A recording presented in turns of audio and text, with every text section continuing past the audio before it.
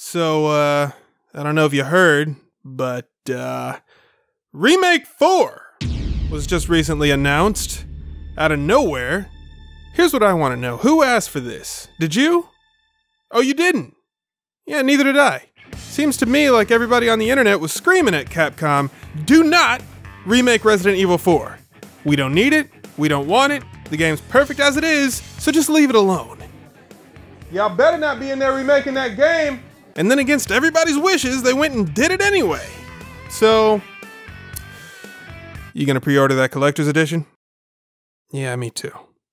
Not long before Remake 4 was announced, it came to my attention that someone by the name of Perrault was writing a book about the Resident Evil series. Don't ask me how I found out, I'm still kinda raw about it, but it turns out Perrault was looking for any and all comers to answer some questions for the project. In fact, as far as I'm aware, volunteers are still welcome, so if you're interested, get on it. Considering the Resident Evil series has been a major part of my life for the past 25 years, now seems like a perfect time to take a trip down memory lane. Before we get into it, if you enjoy this video, do not, under any circumstances, subscribe to the channel, okay? There's a process to these things. You gotta like the video first, and then subscribe.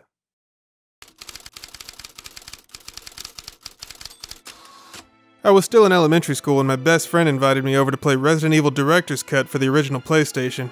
I think his uncle or somebody had lent him about 10 different games, and that was the one that stood out more than all of them. He was like, dude, you gotta see this. So right after school, we both hurried to his place and spun it up.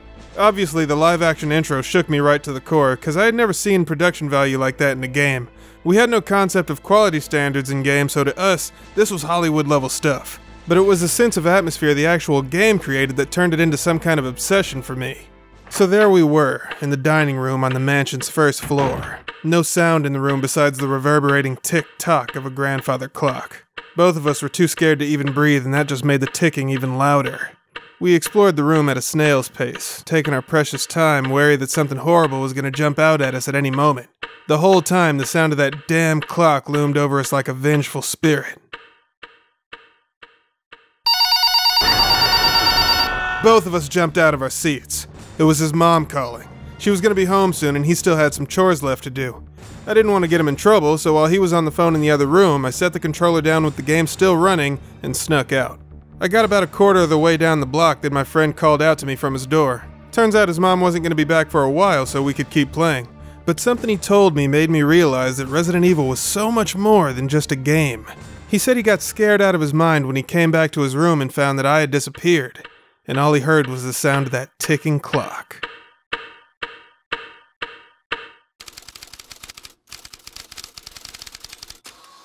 That grandfather clock still haunts me to this day, but second place would have to be the first time Nemesis shows up when you're not expecting him, and then he runs at you. Because after dealing with slow-moving BOWs for so long, you think you have time to react, and then this gigantic bastard with a bazooka takes off at you from down the hallway at a full sprint.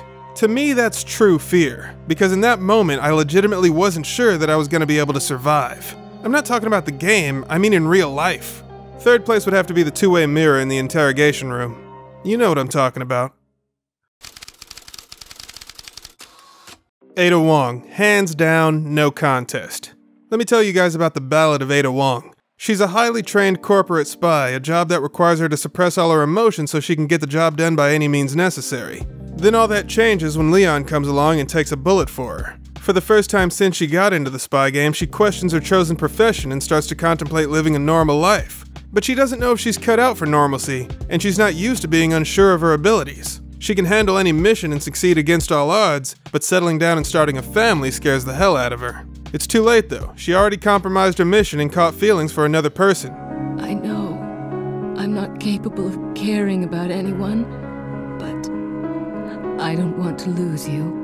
Eventually, she decides that Leon should just forget about her so he can go on to live a normal life. But despite thinking of herself as a heartless spy, she can't bring herself to break his heart, so she lets him go. Literally. Ada!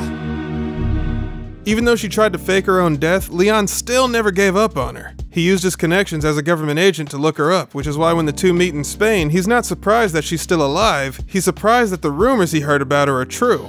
From that point on, whenever the two meet, it always seems like a coincidence, but it feels more like fate. And both of them realize that. And yet, Leon's always a little disappointed when he sees her, because he can accept her no matter what she did in the past. He doesn't even care that Ada's not even her real name, but he can't forgive her for trying to make him think she was dead. And he especially can't forgive her for thinking of him as the type of person who could just forget about her. More than anything, Leon wants Ada to know that he's not the same rookie cop she met in Raccoon City. He can handle whatever she throws at him, but he'll never get the truth out of her because she's constantly trying to deny her true feelings. And he loves her anyway! Ada tries to play it cool, but her heart skips a beat whenever the two cross paths.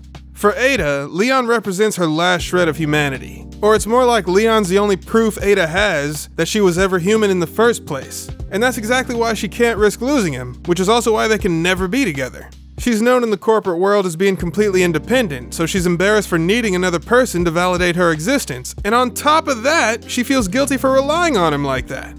Imagine if Ada told Leon everything I just said to you. What do you mean you can't exist without me? That's not romantic, that's a toxic and parasitic relationship. Like, that would just put a massive burden on his shoulders. And then she could never be sure of how he truly felt after that, because there would always be the thought in the back of her mind that he's only staying because he's worried that if he leaves, he'll be responsible for whatever happens to her. So of course she keeps him at arm's length. Of course she's not gonna tell him her real name. I'm just a woman who fell in love with you. Nothing more. Ada. No. Ada!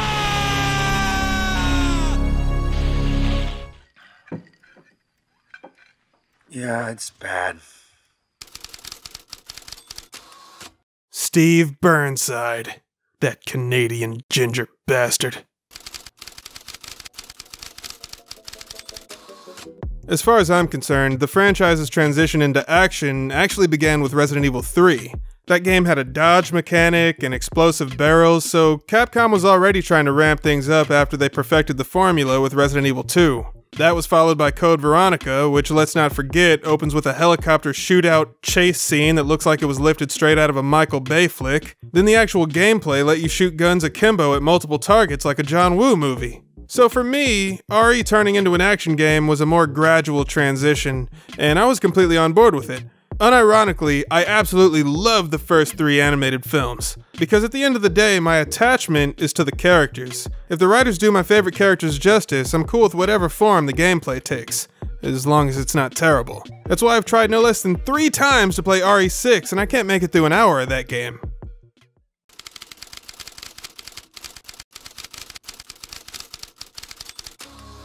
RE7 was my game of the year for 2017. I sing that game's praises at every possible opportunity, like right now.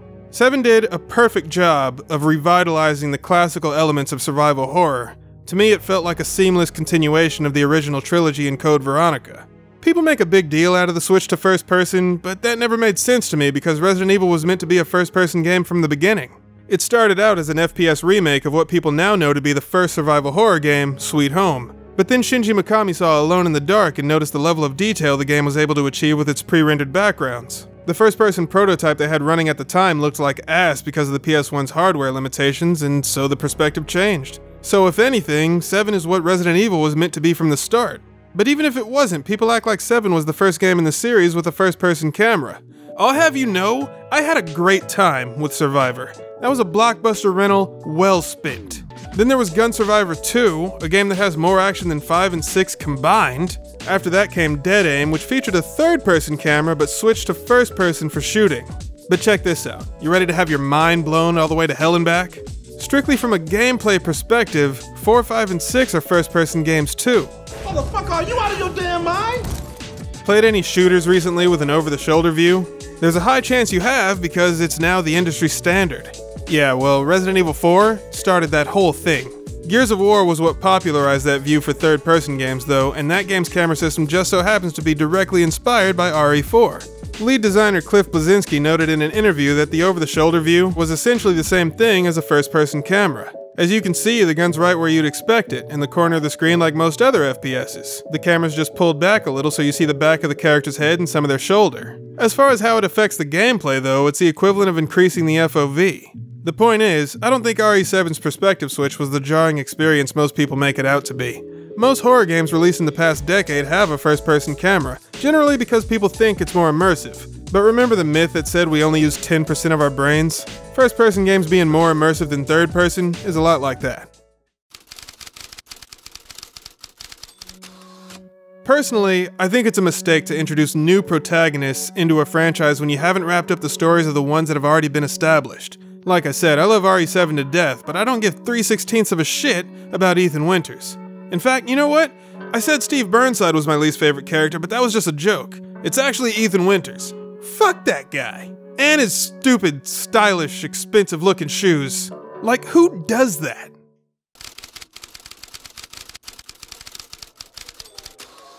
I didn't like Remake 2. Yeah, I said it.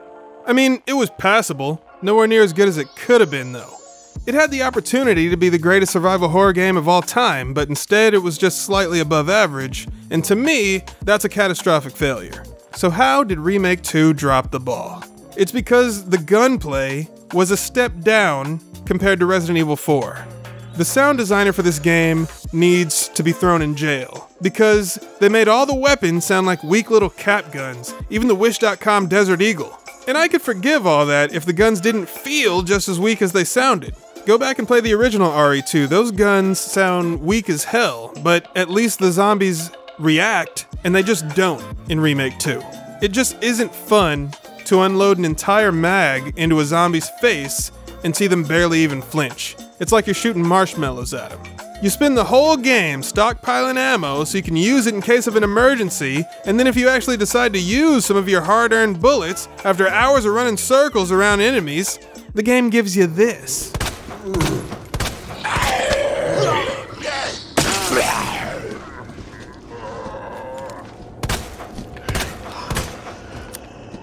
Meanwhile, you're playing Resident Evil 4, and it's like, bitch, zombies coming up the hill right now! Shoot him in the head! Shoot him! Grab the shotgun! You don't need to load it! We did that shit for you! What are you pressing select for? You don't have time to make a profile! Bitch, zombies in the room! His axe is on fire! He killed your parents! Shoot him in the head! Shoot him in the head! Look, can we just not talk about Remake 3? Let's just not even talk about it. Alright? Alright. The expanded universe of the Resident Evil franchise is so ridiculously dense now, and it only gets more complicated with every game and movie. But like so many other franchises that have been around for a couple decades, Resident Evil has gotten stale. And here's why this happens. People think that the brand name locks you into a certain type of game. In Resident Evil's case, it's action-adventure. But if you want to keep a franchise from stagnating, you gotta branch out into other genres. The Final Fantasy series does a great job of this. FF doesn't just stick with the JRPG formula. It spun off into third-person shooters, fighting games, and even kart racers. That's what I want to see from Resident Evil. I mean, not necessarily kart racers, but I mean maybe. The Resident Evil series has dabbled in RPG elements over the years, but what I want is a full-on RPG where you play as somebody infected with the G-Virus, and as you level up, your body becomes more and more mutated, and you get bigger and bigger until you're like the size of a kaiju or something. That'd be sick.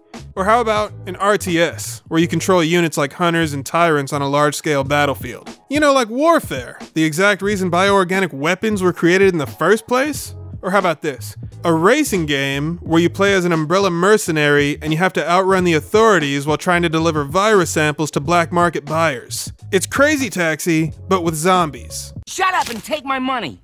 Man, I can't believe the Resident Evil series has been with me for 25 years. That makes it our silver anniversary. As time has passed, I've seen the franchise mutate like the Birkin monster into something I barely even recognize, but I've also seen my hope for the future of the series restored by RE7. And then all that hope was ripped out from under me by Remake 3. The future of the franchise is definitely full of uncertainty, but to me the series has an equal chance of being incredibly awesome or absolutely terrible. So even if it turns out the next entry of the series isn't for me, I'm still excited to see what happens next. So I guess what I'm trying to say is, Resident Evil is dead. Long live Resident Evil.